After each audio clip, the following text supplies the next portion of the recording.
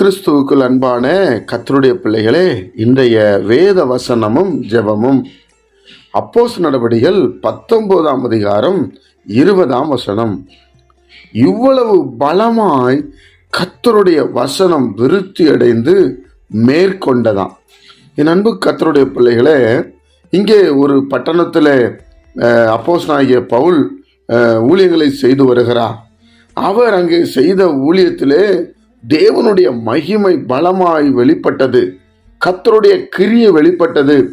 11ஆம் வசனம் இப்படி சொல்லுகிறது, பவுலின் கைகளினாலே தேவன் விசேஷித்த அற்புதங்களை செய்தருளினாராம். அதாவது தேவனுடைய ஊழியக்காரர்கள் கூட தேவன் இருந்து ஜனங்களுக்கு மகிமையான விடுதலையை கொடுத்து கர்த்தர் மகிமைப்பட்டார். 12ஆம் வசனம், அவனுடைய சரீரத்திலிருந்து உருமால்களையும் கச்சைகளையும் கொண்டு வந்து வியாதிக்காரர் மேல் போட்டார்களாம்.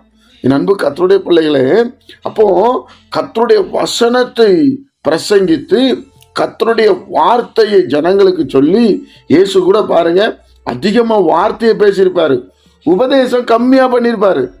அதனாலதான் ராஜ்யத்தின் சுவிசேஷத்தை பிரசங்கித்து உபதேசம் பண்ணினார் என்று சொல்லப்பட்டிருக்கோம். சிலர் ரொம்ப உபதேசம் பண்ணுவாங்க, பிரசங்கம் அதிகமா இருக்கணும், கர்த்தருடைய வசனம் அதிகமா இருக்கணும், இந்த ஹோல் பைபிள்ல தான் நீங்க நம்ம எடுத்து அதிகமா பேசணும், இதை தாகத்தோடு படிக்கணும். இது இப்படி செஞ்சதுனாலதான் 19ஆம் வசனம் இப்படி சொல்லுகிறது, எல்லா புஸ்தகங்களையும், அதாவது பிளாக் மேஜிக் புஸ்தகம் ஒரு புஸ்தகம் இருக்குது, அதை கற்றுக்கொள்ளுகிறவர் சிலர் இருக்கிறாங்க. ஜனங்கள் முன்பாக பிரமிக்கத்தக்க அடையாளம் பண்ணுகிறவர்கள், அவங்கெல்லாம் புக்கை படிச்சுட்டு மந்திரவாதம் மாய வித்தையில இருந்தவங்க. இவங்க என்ன பண்ணுவாங்கன்னு சொன்னா, ஜனங்களிடத்துல சில சித்து வேலைகளை செய்வாங்க. இப்ப இவர் கர்த்தருடைய வசனம் அங்க வந்து பலமாய் இறங்கின பிற்பாடு இந்த சித்து வேலைகளை செய்ய முடியவில்லை.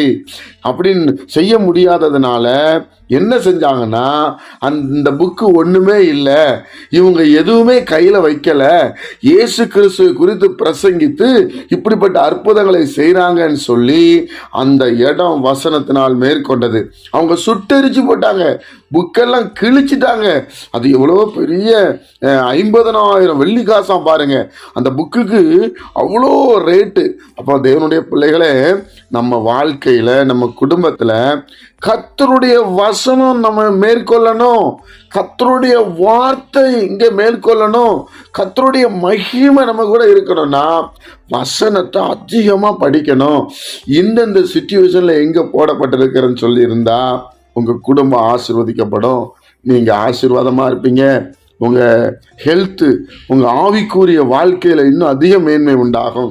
ஜெபிப்போமா?